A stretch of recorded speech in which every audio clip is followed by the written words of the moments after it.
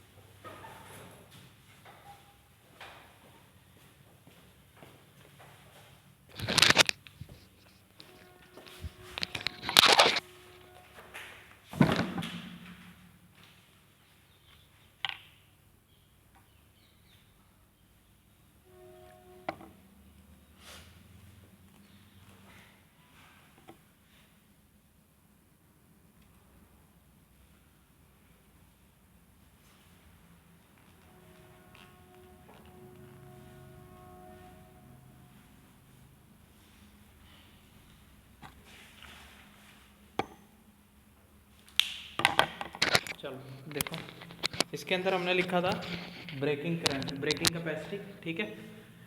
लिखो पहले तो लिखो ब्रेकिंग करंट, ब्रेकिंग करंट।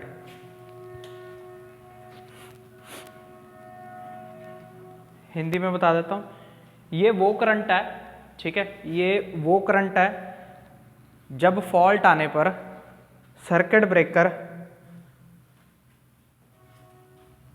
ये वो करंट है जब फॉल्ट आने पर सर्किट ब्रेकर की प्लेट्स में से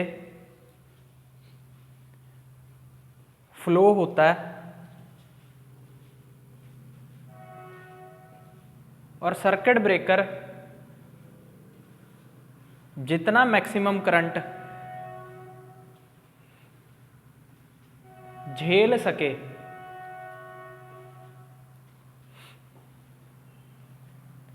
कॉन्टैक्ट प्लेट्स को डैमेज किए बगैर, कॉन्टैक्ट प्लेट्स को डैमेज किए बगैर, उसे हम ब्रेकिंग करंट कहते हैं, ठीक है। तो सिंपल मीनिंग में ये वो करंट है जो circuit breaker maximum to maximum झेल सकता है कॉन्टैक्ट प्लेट्स को डैमेज किए बगैर। जैसे हमारा जो सर्किट ब्रेकर है, ठीक है, अब सर्किट ब्रेकर ने के अंदर से करंट गया, करंट जाकर सीटी में गया, सीटी से रिले में गया, रिले जितना टाइम ले रही है उस करंट को सेंस करने में और ट्रिपिंग कमांड देने में सर्किट ब्रेकर को, उस टाइम में सर्किट ब्रेकर में वो फॉल्ट करंट फ्लो हो रहा है कि नहीं हो रहा। जब तक रिले सेंस करके ट्रिपिंग कमांड नहीं देगी तब तक इस सर्किट ब्रेकर के प्लेट्स के अंदर से वो करंट कंटिन्यूसली फ्लो होता जा रहा है, ठीक है। तो वो करंट जितना ये सर्किट ब्रेकर झेल सके अपने कॉन्टैक्ट प्लेट को डैमेज किए बगैर, उसको हम क्या कहते हैं, ब्रेकिंग करंट। और उसी कैपेसिटी को, सर्किट ब्रेकर की उतनी कैपेसिटी को ही हम क्या कहते हैं, ब्रेकिंग कैपेसिटी, जिसकी जो यूनिट होती है वो होती है MVA। Breaking capacity is equal to 1/3 multiply by rated voltage multiply by short circuit current, ठीक है। अब आ जाओ, ये होती है RMS वैल्यू, ठीक है। ये कौन सी होती है, RMS वैल्यू। ब्रेकिंग करंट की जो वैल्यू होती है वो कौन सी होती है, RMS वैल्यू, ठीक है। ध्यान रखना ये पूछा गया क्वेश्चन है। ब्रेकिंग करंट की जो वैल्यू होती है वो होती है RMS वैल्यू, क्लियर। अब देखो, लिखो मेकिंग करंट, मेकिंग करंट। जब हम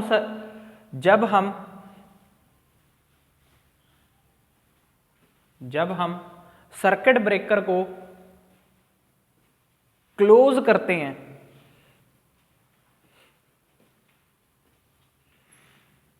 उस टाइम पर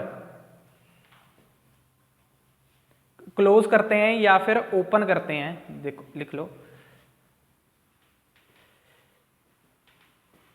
क्लोज ही आएगा वैसे तो। जब हम सर्किट ब्रेकर को क्लोज करते हैं उस टाइम पर मैक्सिमम करंट,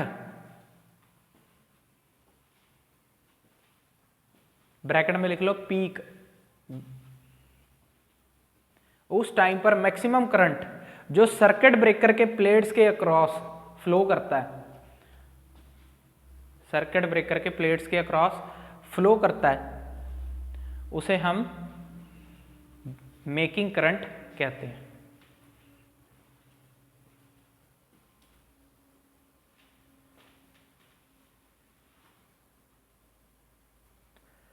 और इसके अंदर लिख लो, जब सर्किट ब्रेकर के कॉन्टैक्ट के प्लेट्स के अक्रॉस फ्लो करता है पहली साइकिल में,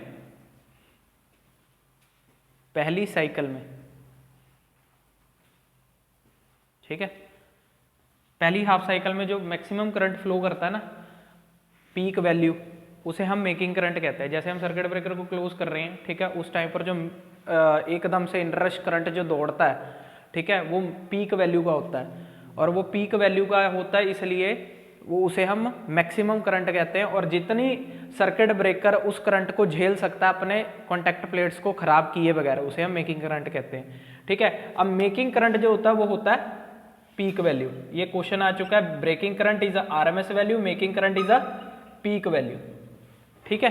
पीक वैल्यू या फिर मैक्सिमम वैल्यू जो होती है हम उसे क्या देते हैं, ठीक है। उसी से हम जो मेकिंग करंट होता है ना, मेकिंग करंट आता है 2.55 टाइम्स अ ब्रेकिंग करंट, ठीक है, 2.55 टाइम्स अ ब्रेकिंग करंट। सारा कुछ सेम होता है, बस यहां पर जो ब्रेकिंग करंट होता है ना, ब्रेकिंग करंट, वो यहां पर 2.55 टाइम्स जब हम यहां वाला करंट रखेंगे, यहां वाला करंट, अब मेकिंग कैपेसिटी जब हम बनाएंगे, मेकिंग कैपेसिटी जब हम बनाएंगे, ठीक है, मेकिंग कैपेसिटी सेम यही फॉर्मूला यूज करेंगे, बट यहां पर शॉर्ट सर्किट करंट की जगह मेकिंग करंट रखेंगे, और मेकिंग करंट जो होगा वो ये ब्रेकिंग कैपेसिटी में जो करंट है उसका 2.55 टाइम्स होगा, इसलिए ये पूरा एज इट इज यही फॉर्मूला आ जाता है। समझ में आई, ठीक है। तो making current is 2.55 times of the breaking current and making capacity is equal to 2.55 times of the breaking capacity. Clear हो गया इतनी चीज, ठीक है। अब इसके ऊपर मैं एक क्वेश्चन करा देता हूं।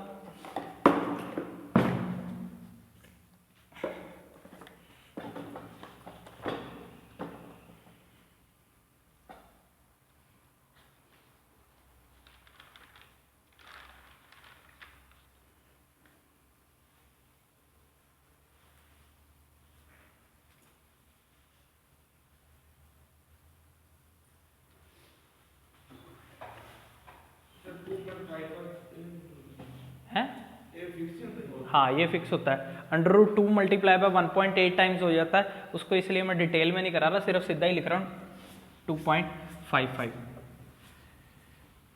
इसके अंदर क्वेश्चन लिखो, oil circuit breaker of 33 kV, ठीक है, oil circuit breaker of 33 kV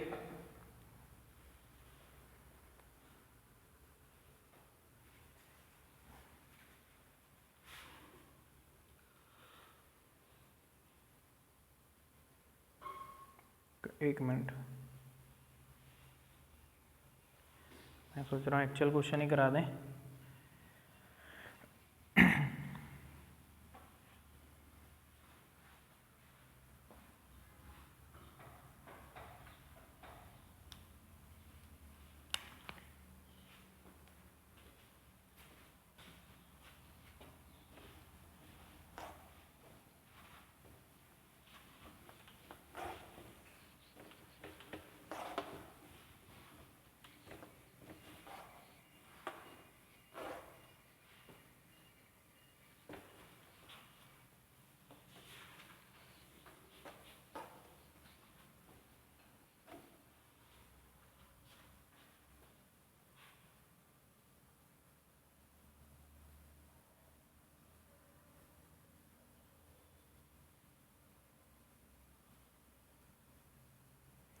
oil circuit breaker of 33 kV 3 phase is rated at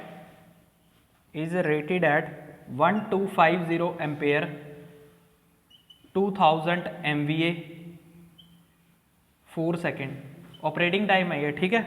it's making current capacity is, making current capacity is.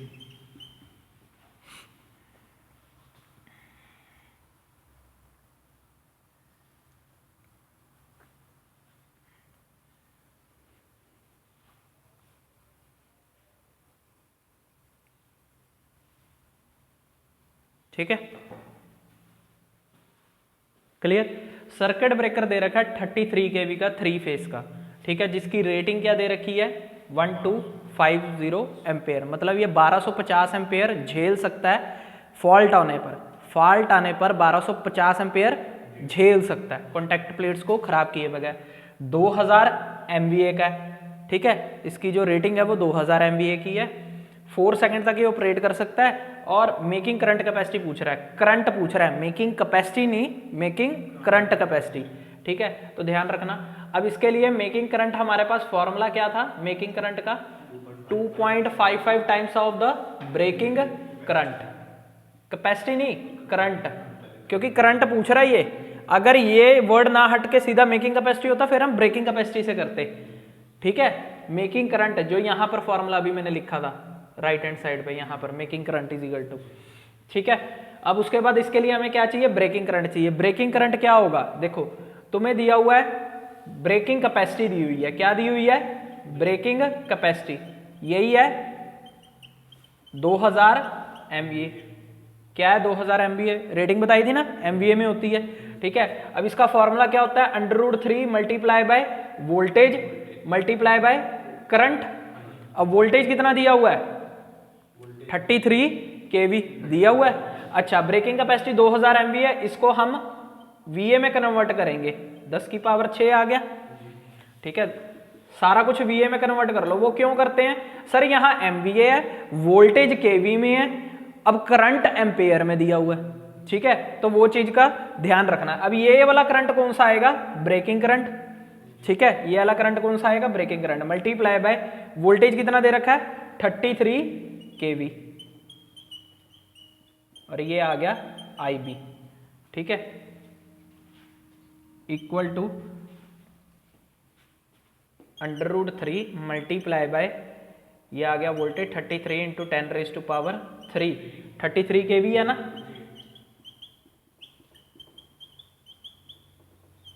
Volt आ गया, ठीक है। करंट हमने निकालना है breaking वाला, तो ये करंट यहां से निकल आएगा ब्रेकिंग करंट,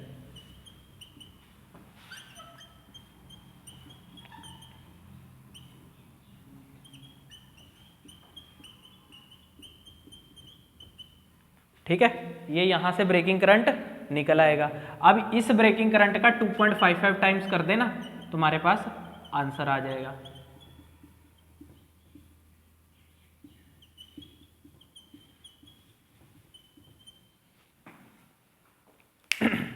ये तुम्हारे पास आंसर आ गया।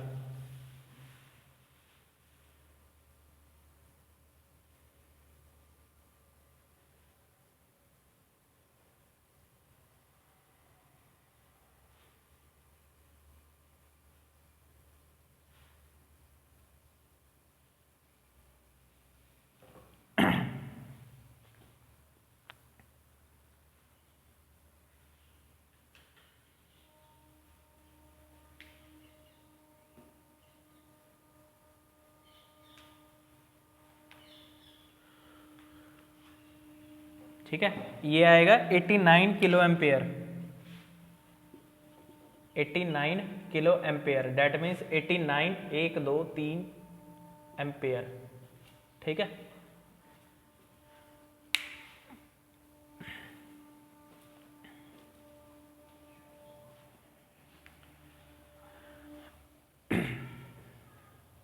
समझ आ गई?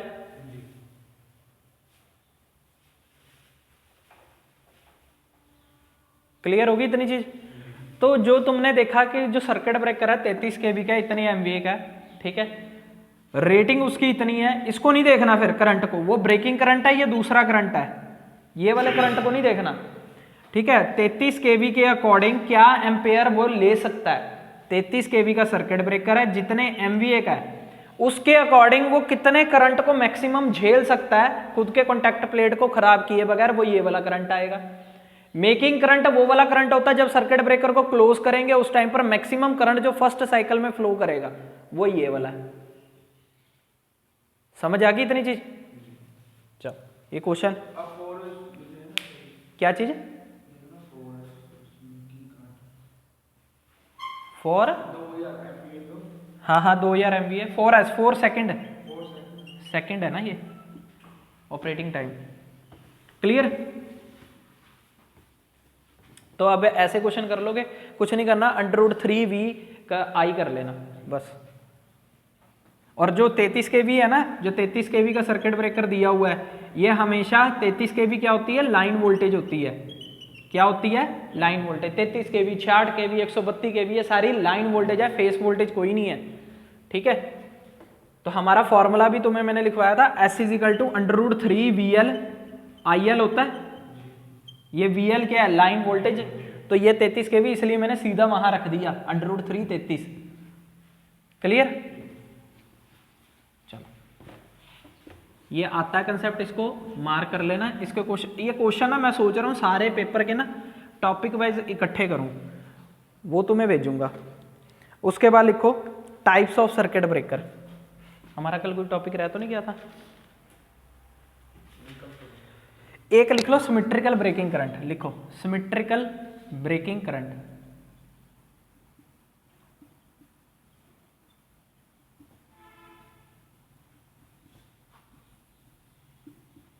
ठीक है, सिमेट्रिकल ब्रेकिंग करंट। इसके अंदर लिखो ये वो करंट, ये वो करंट है जब हम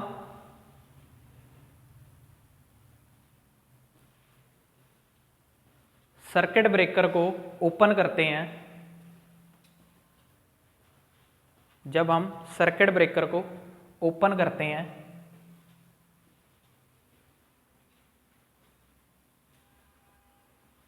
ठीक है, ये वो करंट है जब हम सर्किट ब्रेकर को ओपन करते हैं। क्लियर? अब ये वो करंट है सर्किट ब्रेकर को ओपन करते हैं, तो डेट मीन्स उसकी ये आरएमएस वैल्यू है। लिख लो करंट की आरएमएस वैल्यू है ये। क्या है? RMS value. ब्रेकिंग करंट हमेशा आरएमएस में ही आएगा। देखो ब्रेकिंग करंट ना दो टाइप का होता है, इधर बता देता हूं। ब्रेकिंग करंट दो टाइप का होता है, एक होता है सिमेट्रिकल, एक होता है एसिमेट्रिकल। ठीक है, दोनों ही कौन से करंट होते हैं? जब हम सर्किट ब्रेकर को ब्रेक कर रहे होते हैं, ठीक है, ओपन कर रहे होते हैं, उस टाइम पर फ्लो होने वाला करंट। ठीक है, सिमेट्रिकल और एसिमेट्रिकल में फर्क क्या है? इसमें सिर्फ एसी पार्ट आता है। क्या? AC part. इसमें एसी और डीसी दोनों पार्ट आता है। ठीक है, इसमें एसी पार्ट आता है करंट का, ठीक है, और इसमें एसी प्लस डीसी दोनों पार्ट आता है करंट का। क्लियर? तो होती दोनों ही क्या है? RMS value. ठीक है, आरएमएस वैल्यू होती क्या है? Maximum value by √2। Maximum value by √2। Sir इसका फॉर्मूला तो हमें पता लग गया, आई सिमेट्रिकल का आई मैक्सिमम बाय √2। ठीक है, ये हो गया I symmetrical current. Symmetrical current sir I A symmetrical में कैसे करेंगे? इसमें तो डीसी पार्ट भी आता है। डीसी पार्ट के लिए हमें क्या करना होता है? ए सिमेट्रिकल डीसी पार्ट के लिए क्या करना होगा? √2 लेना होगा। डीसी वाली वैल्यू का, डीसी करंट वैल्यू का क्या करेंगे हम? करंट वैल्यू का क्या करेंगे? स्केयर। क्या करेंगे? Square. Plus AC RMS value का क्या करेंगे? स्केयर। तो ये आ गया हमारा एसिमेट्रिकल। ठीक है, एसी आरएमएस मतलब m/2। तो इसकी पूरी वैल्यू जैसे हमें दिया जाता है, देखो मैं बताता हूं, I = 2 + 3 sin ωt, sin ωt। ठीक है, ये हमारा करंट दिया हमें, जो ये करंट है वो सर्किट ब्रेकर में से फ्लो कर रहा है। डीसी पार्ट वो होगा जिसके आगे साइन या फिर कॉज वाली टर्म नहीं लगती। ये आ गया डीसी पार्ट, तो ये आ गया डीसी करंट। ठीक है, जिसके आगे साइन, अच्छा मान लो मैं अगर ये दे दूं 5 cos ωt तो ये भी क्या है, एसी पार्ट है। ठीक है, अगर इस वाले को मैं कंपेयर करूं I M sine omega T से, I M sine omega T से, तो जो ये आई एम है वो क्या है, 3 एम्पेयर। आई एम क्या है, 3 एम्पेयर। समझ आया?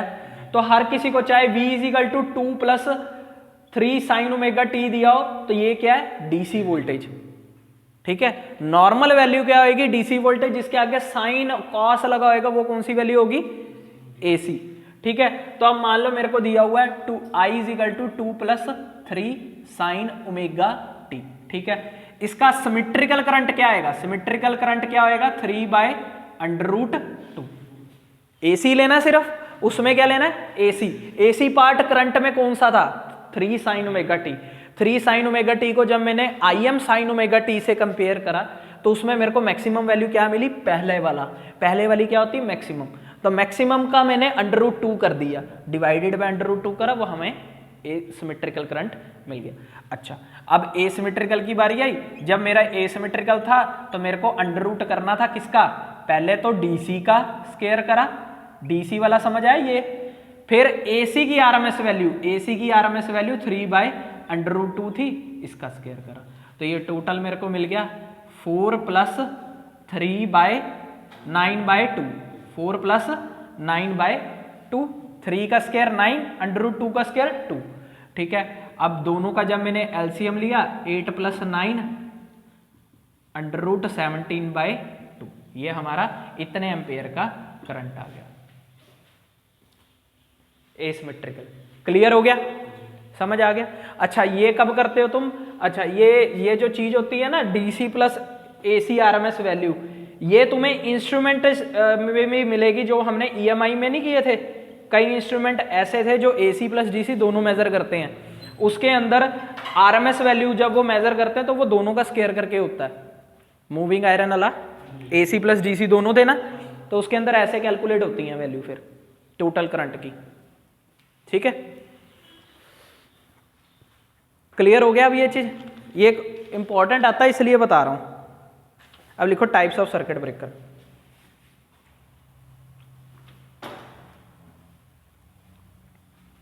जो बहुत ज्यादा इंपॉर्टेंट है वो ब्रेकिंग करंट वाले हैं, जो ब्रेकिंग कैपेसिटी मेकिंग कैपेसिटी, उसमें से एक क्वेश्चन पक्का है, उसको डबल मार्क कर लेना।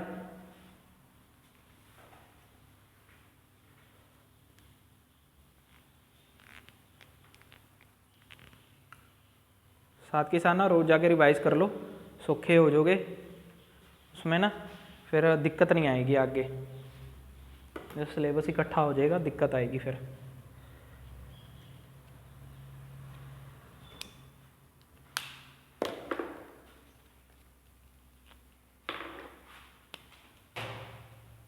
लिखो अब आगे टाइप्स ऑफ सर्किट ब्रेकर। सबसे पहला लिखो vacuum circuit breaker.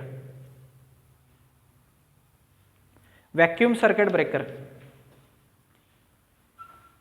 Sir circuit breaker के आगे जो टाइप्स आए हैं ये किस वे में बनाए गए हैं? जो ये वैक्यूम है, ऑयल है, ये क्या सोच के बनाए गए हैं कि एक वैक्यूम लेना है हमने, ऑयल लेना है, सल्फर हेक्साफ्लोराइड लेना है, क्या सोच के बनाए हैं?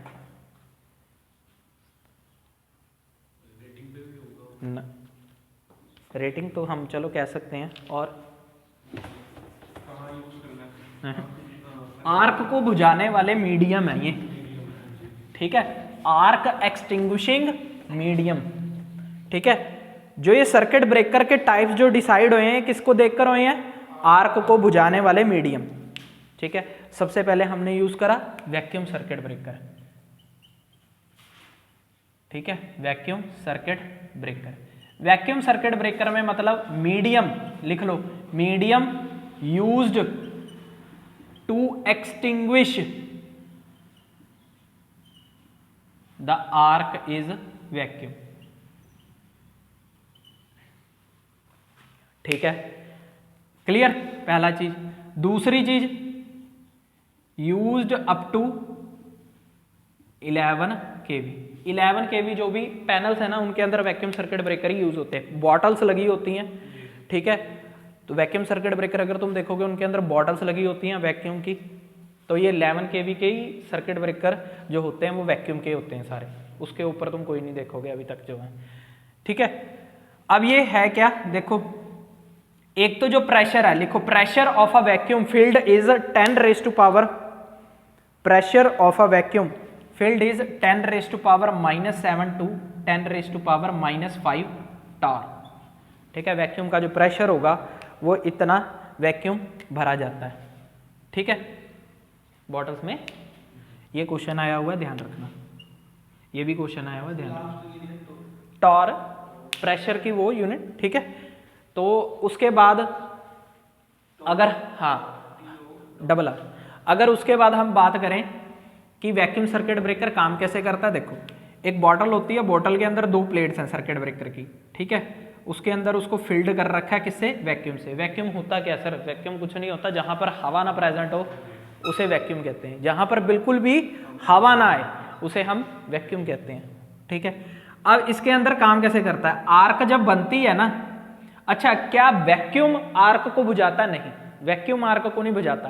क्या होता है, जब आर्क बनती है ना तो ये जो कॉन्टैक्ट प्लेट्स हैं ये वेपराइज हो जाती हैं। क्या हो जाती हैं, वेपराइज हो जाती हैं। ठीक है, वेपराइज होके इनके इलेक्ट्रॉन्स को अब्सॉर्ब करके वापस से सेटल हो जाती हैं प्लेट्स पे।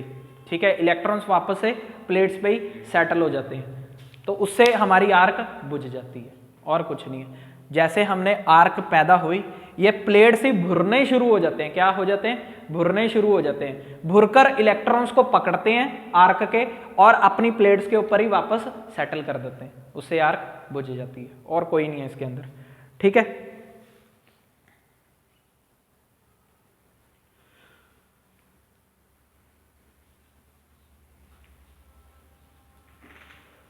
ठीक है, तो इसके अंदर क्या लिखोगे, in this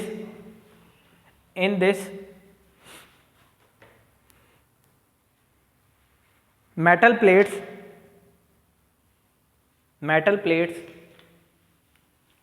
got vaporized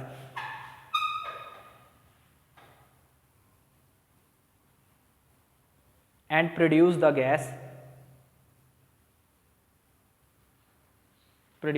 gases after that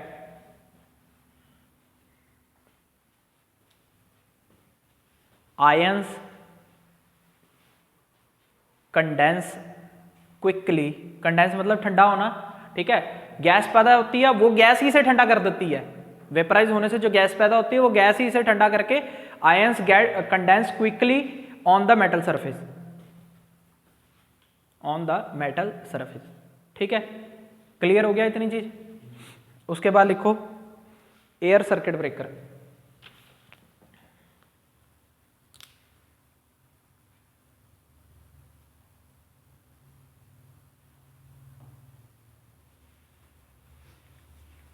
अच्छा, मीडियम कौन सा यूज हुआ यहां पर, air.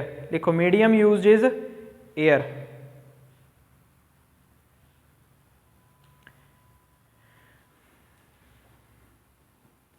It is of 2 type, plain air circuit breaker and air blast circuit breaker.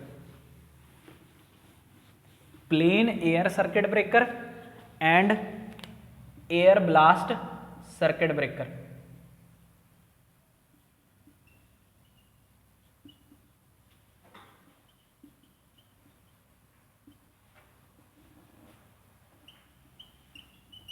ठीक है, उसके बाद इसके अंदर लिख लो plain air circuit breaker is used for a low voltage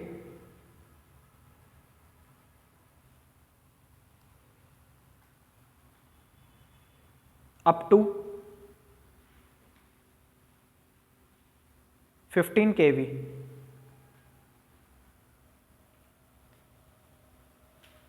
It is also known as a cross blast circuit breaker. Cross blast circuit breaker. ठीक है, अब ये काम कैसे करता है, देखो डब्बा है, डब्बे के अंदर क्या लगे होंगे, आर्क को तोड़ने के लिए आर्क च्यूट। ठीक है, क्या लगे होंगे, आर्क च्यूट, आर्क स्प्लिटर, जिसे ये पूरा डब्बा आर्क च्यूट कहलाता है। ठीक है। और इसके अंदर जो ये छोटे छोटे डंडे से लगे होते हैं इसको हम क्या कहते हैं, आर्क स्प्लिटर। अब क्या करते हैं हम, आर्क के एरिया को घटाते हैं और आर्क की लेंथ को बढ़ाते हैं। आर्क के एरिया को घटाएंगे और आर्क की लेंथ को बढ़ाएंगे, किसकी हेल्प से, एयर की हेल्प से। किसकी हेल्प से, एयर की हेल्प से। सर आर्क आई, ठीक है, यहां से नॉर्मल एयर दी, ठीक है, नॉर्मल एयर दी, आर्क को इसने क्या करा, हवा ने आर्क को ऊपर भेजा, जैसे ही ऊपर भेजा, ठीक है, उसकी लेंथ बढ़ी, जैसे ही लेंथ बढ़ी ये आर्क जाके टकराई आर्क स्प्लिटर पे और यहां पर टूट गई। क्या होगी, टूट गई। हवा फिर भी जा रही है, हवा फिर भी जा रही है, आर्क ऊपर को जाती जा रही है, टूट भी गई तब भी ऊपर को जाती जाती कम होगी। क्या होगी, लेंथ बढ़ती गई, टूटने के बाद भी उसकी लेंथ बढ़ती गई, ऐसे होगी। देखो ये आर्क ट्यूट में एंटर, आर्क स्प्लिटर में एंटर करगी, उसके बाद ये ऐसे लेंथ बढ़ती गई आर्क, और फाइनली आर्क एक्सटिंग्विश होगी, बुझ गई। ठीक है, तो it make the use of, लिख लो, it make the use of arc chute which contain arc splitter, which contain, it makes the use of arc tute which contain arc splitter,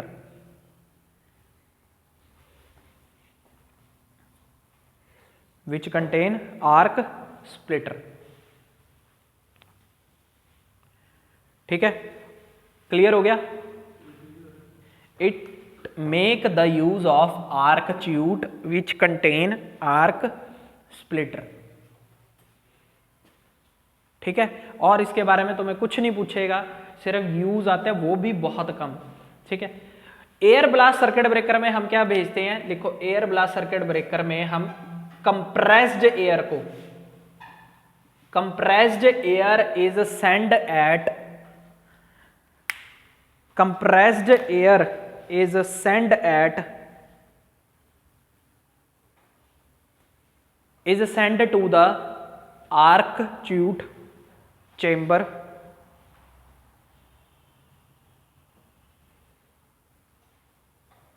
ठीक है, compressed air is sent to the arc chute chamber. अब वो normal air आ रही है, एक आएगी compressed air, compressed air आने से आर्क जल्दी बुझ जाएगी। नॉर्मल हवा होली होली उसकी लेंथ को बढ़ाएगी, उसे ऊपर भेजेगी, ये टाइम टेकिंग प्रोसेस हो जाएगा नॉर्मल एयर का। कंप्रेस्ड एयर को ब्लास्ट, मतलब ब्लास्टफुली एकदम से प्रेशर से भेजते हैं, तो उससे क्या हो जाएगा, हमारी आर्क जल्दी बुझ जाएगी। तो इसको हाई वोल्टेज के ऊपर यूज करते हैं, 420 केवी तक। कहां तक, 420 केवी तक की वोल्टेज के लिए इसको यूज करते हैं।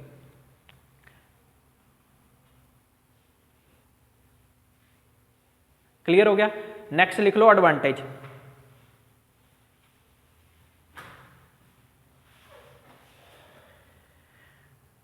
इसके अंदर लिखो risk free from fire, free from fire, आग के लगने के चांसेस है नहीं। सर ऐसा क्यों लिख रहे हो, SF6 गैस होती है ना, या ऑयल होता है, ठीक है, SF6 गैस इन्वायरमेंट में क्या कि हमें नुकसान पहुंचाएगी अगर वो लीक होगी। तो ऑयल अगर इधर उधर गिर गया आग लगने के चांसेस ज्यादा होते हैं, जबकि हवा का कोई चांस नहीं है। हवा को जो मीडियम की तरह हम यूज कर रहे हैं आग को बुझाने के लिए, आग लगने का कोई चांस नहीं है। दूसरी बात, ये सर्किट ब्रेकर जो होते हैं ना, स्मॉलर इन साइज में होते हैं, ठीक है, इनको लेस मेंटेनेंस की रिक्वायरमेंट होती है, ठीक है, और आर्क क्वेंचिंग जो प्रोसेस है वो फास्टर होता है। आर्क क्वेंचिंग, क्वेंचिंग मतलब तोड़ना, ठीक है, क्वेंचिंग का मतलब क्या होता है, तोड़ना। प्रोसेस जो है पूरा वो क्या है, फास्टर है, ठीक है, और ये सबसे ज्यादा फास्टर प्रोसेस में काम करते हैं, मतलब सबसे जल्दी आग को बुझा देते हैं एयर सर्किट ब्रेकर, ठीक है। स्पीड क्या होती है इनकी, फास्ट होती है, लिख लो speed is speed of the air circuit breaker is fast. Clear?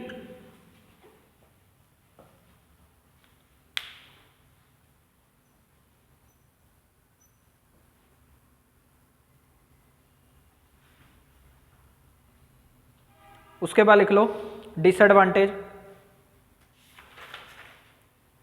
Disadvantage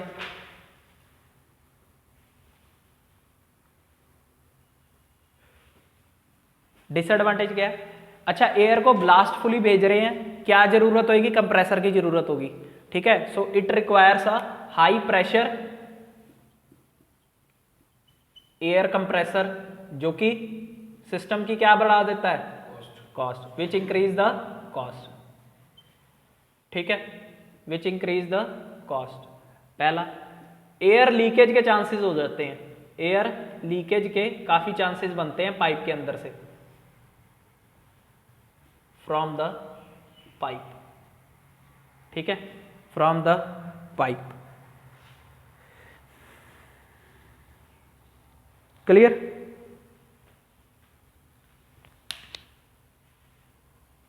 उसके बाद लिखो SF6 circuit breaker.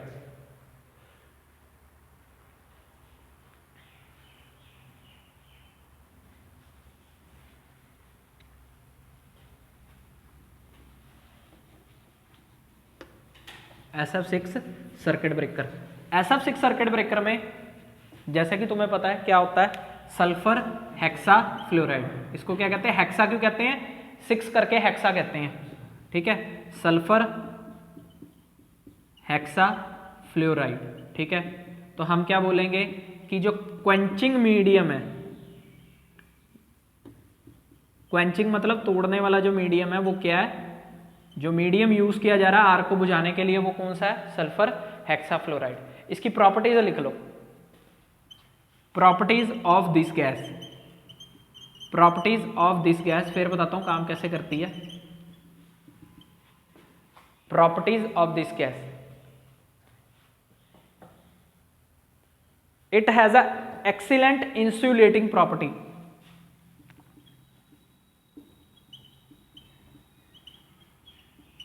Insulating property. ठीक है, जल्दी से कंडक्टिव नहीं बनती। ठीक है, उसके बाद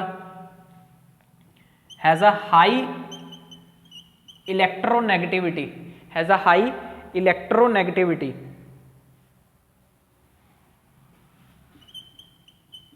इलेक्ट्रोनेगेटिविटी का मतलब पता है क्या होता है? इलेक्ट्रोनेगेटिविटी का मतलब है कि जो इलेक्ट्रॉन्स इधर उधर मूव कर रहे होते हैं ना, उनको ज्यादा से ज्यादा अब्जॉर्ब कर लेती है। ठीक है, उनकी कंडक्टिविटी को घटा देती है, इलेक्ट्रॉन्स को अब्जॉर्ब करके उनकी कंडक्टिविटी को घटा देती है। ठीक है, उसके बाद लिख लो इसके अंदर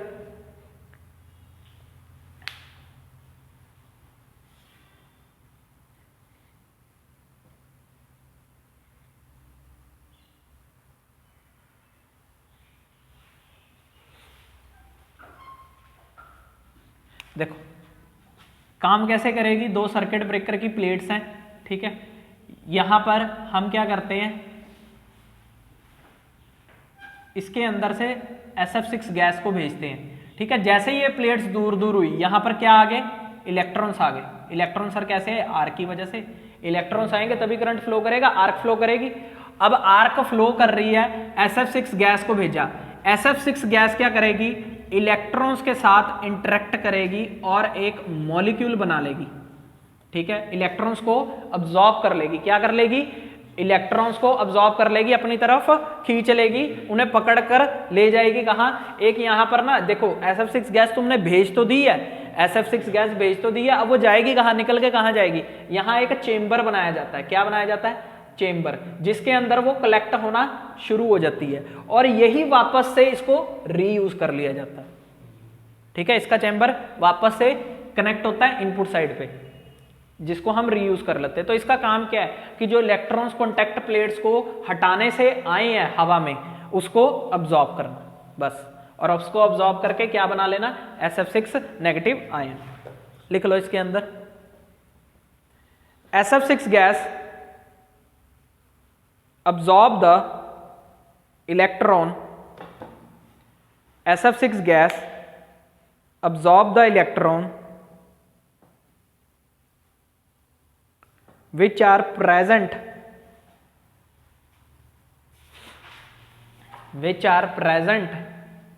in air due to arc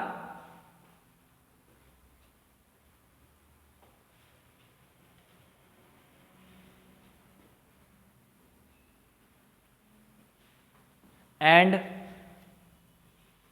makes the arc less conductive,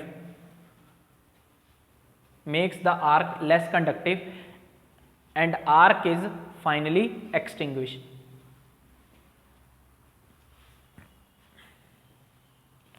clear? अब ये कहां से कहां तक यूज होती है? 33 केवी से लेकर 800 केवी तक को लिए इसे यूज किया जाता है, मतलब हायर वोल्टेजेस के लिए यूज की जाती है ये। ठीक है, एक क्वेश्चन आया था, ध्यान रखना, SF6 gas is 100 times better than air for quenching the arc। ये मेरे को क्वेश्चन पता है क्यों याद है? ये ट्रेनिंग में हमें पूछ लिया था जब टेस्ट लिया था। Dash times better than the air for arc quenching medium, for quenching of arc. ठीक है, 100 टाइम्स बेटर। क्लियर? चलो उसके बाद लिखो ऑयल सर्किट ब्रेकर।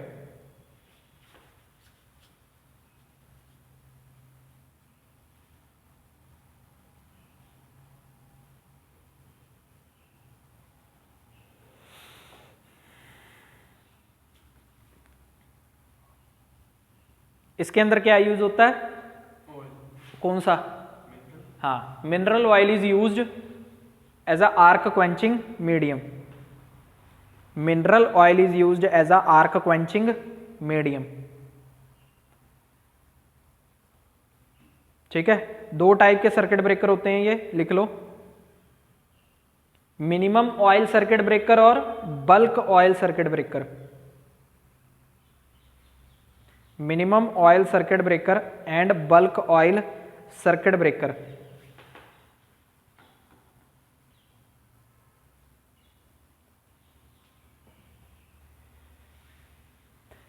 ठीक है, क्या होगा इसके अंदर ना, कॉन्टैक्ट प्लेट्स को ना ऑयल में डुबाकर रखा जाता है। क्या रखा जाता है? ऑयल में डुबाकर।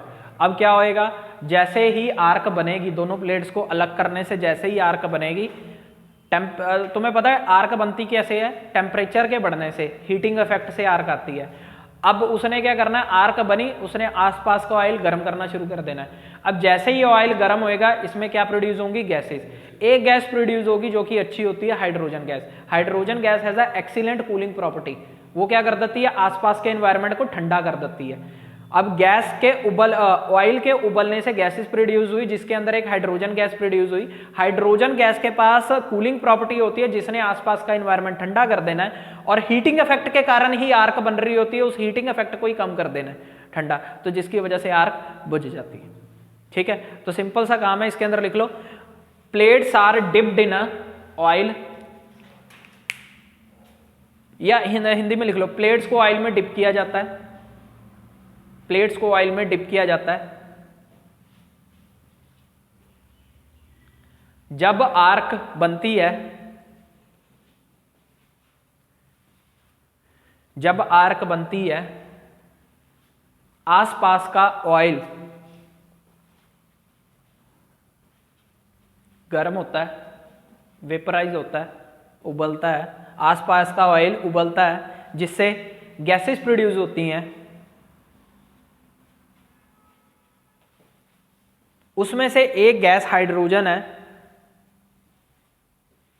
उसमें से एक गैस हाइड्रोजन है, जिसके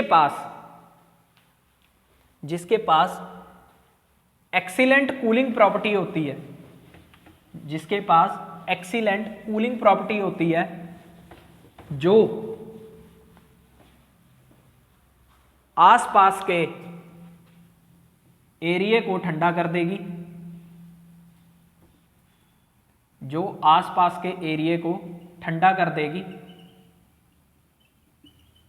और आर्क को बुझा देगी, और आर्क को बुझा देगी। ठीक है,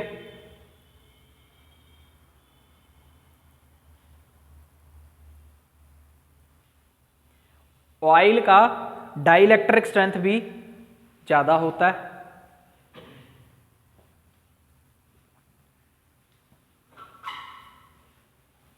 ठीक है, अब एडवांटेज लिख लो।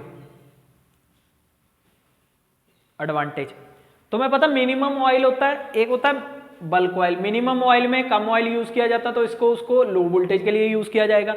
बल्क ऑयल सर्किट ब्रेकर ज्यादा ऑयल भरा होएगा तो उसको हैवी वोल्टेज के लिए यूज किया जाएगा।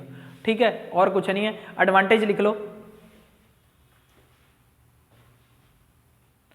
Oil has a high dielectric strength. ठीक है, oil has a high dielectric strength.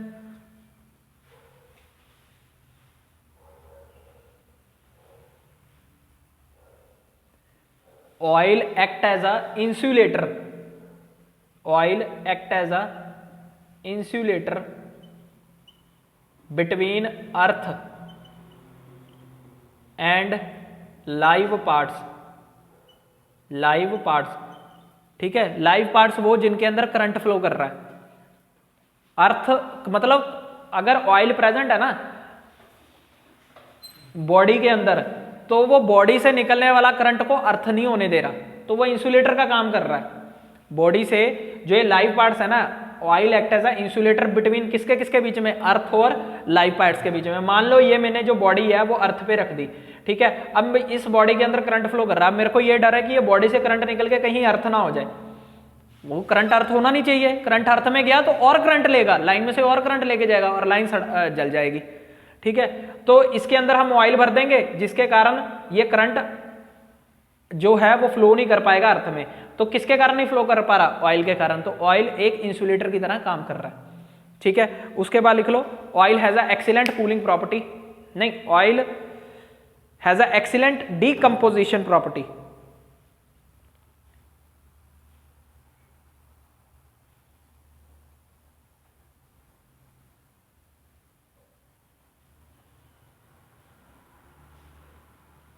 Decomposition property लिख लिया। Oil has a good decomposition property because of hydrogen. Good decomposition.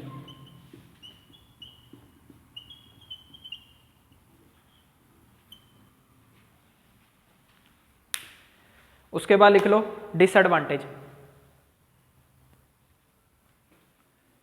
Low speed of operation. Low speed of operation. ठीक है,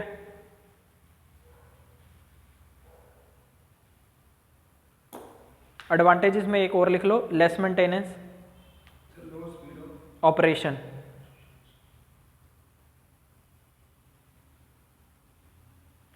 ठीक है, disadvantage में लिख लो रिस्क ऑफ फायर,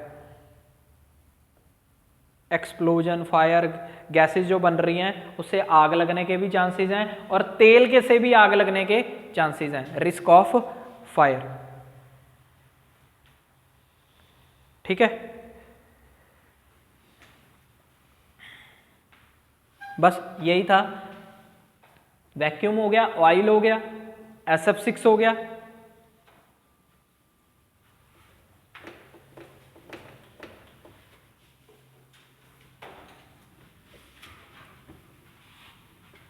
और air हो गया। ठीक है, ये हमारे टाइप्स ऑफ सर्किट ब्रेकर थे। टाइप्स नहीं आते, आर्क फिनोमिना पे बेस्ड क्वेश्चन आते होते हैं सर्किट ब्रेकर में से हमेशा ही। ठीक है, तो अब इसके बाद लिखो वोल्टेज में लिखा देता हूं। इसकी वोल्टेज ना एक्यूरेट ऐसे है कि इसको अराउंड 200 kV तक के यूज किया जाता है।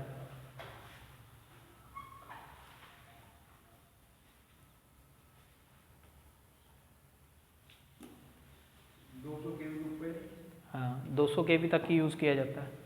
220 kV तक लिख लो, चाहे लिखनी है तो 200 kV तक ही इसको यूज़ किया जाता है, ठीक है। नेक्स्ट लिखो रिलेज। अच्छा उससे पहले ना, रिलेज से पहले लिख लो हमारा कौन कौन से कंपोनेंट रह गए थे। आइसोलेटर हो गया था, लोड इंटरप्टर हो गया था, फ्यूज हो गया था, और उसके बाद सर्किट ब्रेकर हो गया। उसके बाद लिख लो वेव ट्रैप, लिखो वेव ट्रैप। वेव ट्रैप क्या फंक्शन है वेव ट्रैप का? वेव ट्रैप का फंक्शन क्या होता है? क्या करना? To block the high frequency signal from entering to the substation, ठीक है। वेव ट्रैप ने करना क्या है? जो हाई फ्रीक्वेंसी सिग्नल्स आ रहे हैं, हाई फ्रीक्वेंसी सिग्नल कौन से? कम्युनिकेशन सिग्नल जो बताया था नीचे हमारे कपलिंग कैपेसिटर की हेल्प से पीएलसीसी पैनल में आ जाते हैं। हाँ हाँ ले लो, लिख लो।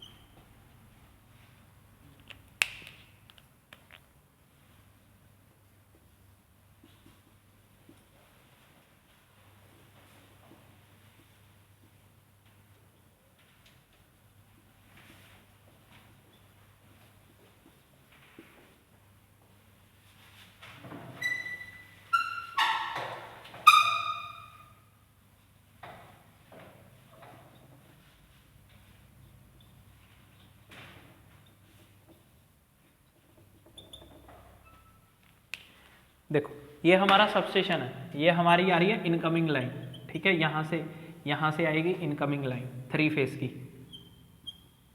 ठीक है। 3 फेज की क्या आएगी? Incoming line to the substation, ठीक है। यहाँ से आ रही है लाइन हमारी सबस्टेशन को, ठीक है। यहाँ पर ये जो गैंगट्री होती है, या गैंगट्री कह लो या बड़ी सारा टावर कह लो, इधर से ना एक वीटी भी उतर के आता है। क्या उतर के आता है? पीटी, ठीक है। पीटी लगे होते हैं, 3 पीटी लगे होते हैं अलग अलग फेस के, ठीक है।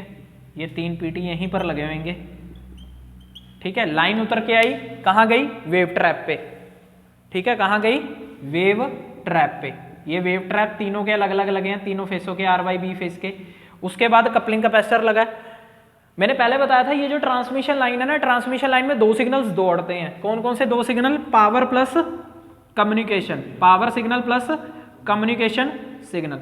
अब ये जो कम्युनिकेशन सिग्नल है, ये कौन से सिग्नल तुम्हें बताए थे कि एक सबस्टेशन से दूसरे सबस्टेशन पर अगर कोई कमांड देनी हो, या फिर कह लो कि हमने कोई बातचीत करनी हो। बातचीत का मतलब ये है कि हमने ट्रैकिंग देखनी हो कि उस सबस्टेशन पे कितना करंट आ रहा है इस रिले के अंदर या इस इक्विपमेंट के अंदर, तो हम ये कैरियर सिग्नल जो कि कम्युनिकेशन सिग्नल है उसी के हेल्प से देख सकते हैं। पावर सिग्नल 50 हर्ट्ज के, कम्युनिकेशन सिग्नल किलो हर्ट्ज में होते हैं। किसमें? किलो हर्ट्ज में, ठीक है। दोनों सिग्नल कैरी करती है ट्रांसमिशन लाइन, बट जैसे ही दोनों सिग्नल कैरी कर रही है एक सबस्टेशन से दूसरे सबस्टेशन में, दूसरे सबस्टेशन में एंटर करने से पहले इसे वेव ट्रैप से गुजरना पड़ता है। वेव ट्रैप का काम क्या होता है? ओनली अलाउ द, क्या करती है? Power signal, only allow power signal to enter the substation. क्या करेगी? Enter the substation, and does not allow the communication signal to enter the substation, ठीक है। तो कैसे करेगी? ये पावर सिग्नल को एंटर करके आगे भेज देगी और कम्युनिकेशन सिग्नल को लेकर नीचे कपलिंग कैपेसिटर पे भेज देगी। कई बार कपलिंग कैपेसिटर अलग से लगा होता है, सीवीटी जिसे हम कहते हैं कैपेसिटिव वोल्टेज ट्रांसफार्मर, ठीक है, सीवीटी। अब ये कपलिंग कैपेसिटर अलग से लगे होंगे या तो फिर ये वेव ट्रैप के नीचे ही लगा होता है, वेव ट्रैप के नीचे ही छोटा सा करके डब्बा बना होता है, वो कपलिंग कैपेसिटर ही लगा होता है, ठीक है। तो इसने काम कैसे करना, देखो दोनों सिग्नल आए, पावर सिग्नल को इसने आगे भेज दिया, कम्युनिकेशन सिग्नल को कपलिंग कैपेसिटर की हेल्प से नीचे भेज दिया, नीचे भेज के कहाँ जाता है, पीएलसीसी पैनल में, पावर लाइन कैरियर कम्युनिकेशन, उसके बाद रिले पैनल में, कहाँ, रिले पैनल में। रिले पैनल का डायरेक्टली कॉम्बिनेशन किससे संपर्क होता है, सर्किट ब्रेकर से। उधर से हमने ट्रिपिंग कमांड भेजी, क्या भेजी, एक सबस्टेशन ने क्या भेजा, ट्रिपिंग कमांड भेजी दूसरे वाले को, यहां आया, कम्युनिकेशन से उतर के कपलिंग कैपेसिटर में घुसा, पीएलसीसी पैनल में घुसा, रिले पैनल में घुसा, ट्रिपिंग कमांड आई हुई थी, डायरेक्टली सर्किट ब्रेकर को इसने ट्रिप करा दिया, दोनों तरफ से लाइन ट्रिप होगी, बंद होगी। समझ में आया। अब देखो वेव ट्रैप के बाद लाइन के आइसोलेटर, लाइन के आइसोलेटर के बाद सीटी, सीटी के बाद सर्किट ब्रेकर, ब्रेकर के बाद बस पे चढ़ गई लाइन, क्या चढ़ गई, बस पे चढ़ गई। 3 बसें होगी RYB फेस की। अब बस पे मैंने पहले बताया था कोई भी इक्विपमेंट तुम कनेक्ट कर सकते हो, इक्विपमेंट कनेक्ट करने के लिए पहले उस बस से लाइन को उतारोगे, लगाओगे बस बार के आइसोलेटर, बस बार के आइसोलेटर के बाद सर्किट ब्रेकर, सर्किट ब्रेकर के बाद सीटी, सीटी के बाद LA, LA के बाद ट्रांसफार्मर। क्वेश्चन आया हुआ है LA is connected near to the transformer, LA is connected near to the transformer, JE में ध्यान रखना, clear. LA is connected near to the transformer, clear हुआ इतनी चीज। अब वेव ट्रैप का काम क्या है, सर वेव ट्रैप का काम है to block the high frequency signal from entering to the substation, ठीक है, लिख लो चाहे। Wave trap function is to block the high frequency signal, block the high frequency signal from entering to the substation, from entering to the substation,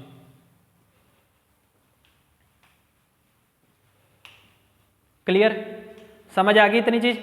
अब wave trap कैसे block करेगा, लिख लो, wave trap is nothing but a inductor coil, क्या होती है, inductor की coil होती है, is nothing but a coil, एक लिखो, wave trap is a coil, wave trap is a coil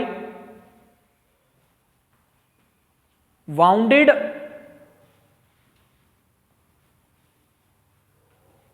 on a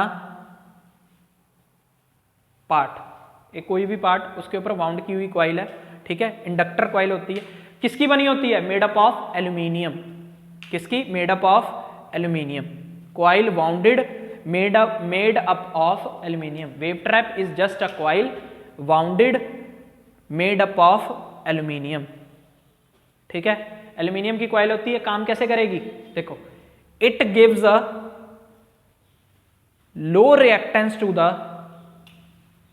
it gives a low reactance to the power signal, reactance to the power signal. अलग line में फिर से लिखो, it gives a high reactance to the, it gives high reactance to the, high reactance to the communication signal,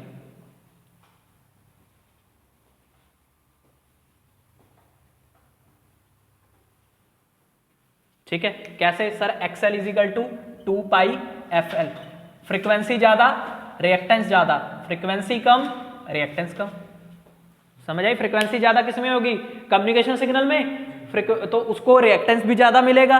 frequency कम किसमें होगी, power signal में, तो उसको रिएक्टेंस भी कम मिलेगा। नेक्स्ट में लिख लो, wave trap does not contribute to voltage drop. कई सोचते हैं कि वेव ट्रैप तो इंडक्टर कॉइल है जिसकी वजह से यहां पर वोल्टेज ड्रॉप होता होगा डेफिनेटली, पर वोल्टेज ड्रॉप नहीं होता, does not contribute to voltage drop,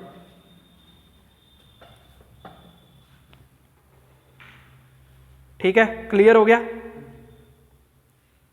चलो इसके अंदर लिखो, wave trap consist of, wave trap consist of main coil, main coil जो तुम्हें बता दिया एल्यूमिनियम की होती है मेन कॉइल, ठीक है। उसके बाद हो गया ट्यूनिंग डिवाइस, ट्यूनिंग डिवाइस और प्रोटेक्शन डिवाइस। ठीक है, main coil, tuning device, protection device. Tuning device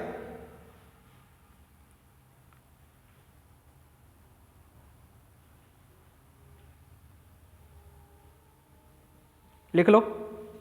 tuning device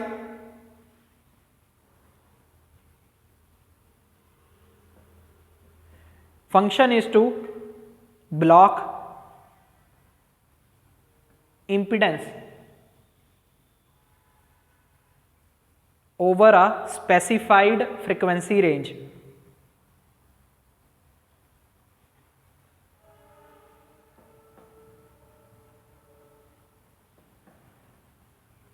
ठीक है, ये जो पर्टिकुलर इंपिडेंस होती है उसको फ्रीक्वेंसी रेंज पे, जैसे हाई फ्रीक्वेंसी की होगी तो हाई फ्रीक्वेंसी के इंपिडेंस को ब्लॉक कर देगा।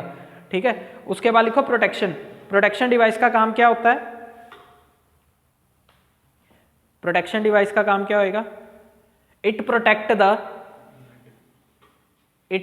The main coil and tuning device. It protect the main coil and tuning device from the surge voltage, या सर्ज वोल्टेज की जगह over voltage, from the surge voltage, from the surge voltage. ठीक है, wave trap complete. समझ आ गया wave trap क्या होता है? डायग्राम में दिखा देता हूं। डायग्राम क्या बनाऊंगा मैं?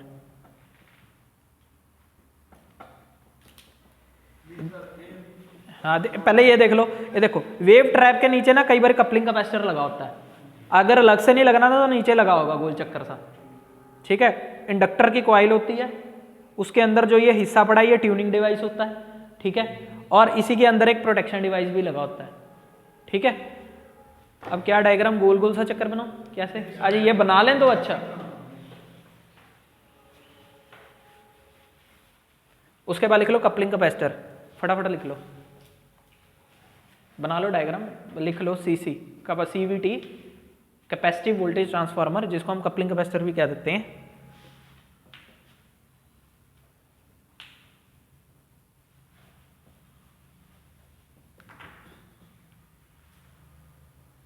एक मिनट रुको ना, अटेंडेंस भेजते हैं।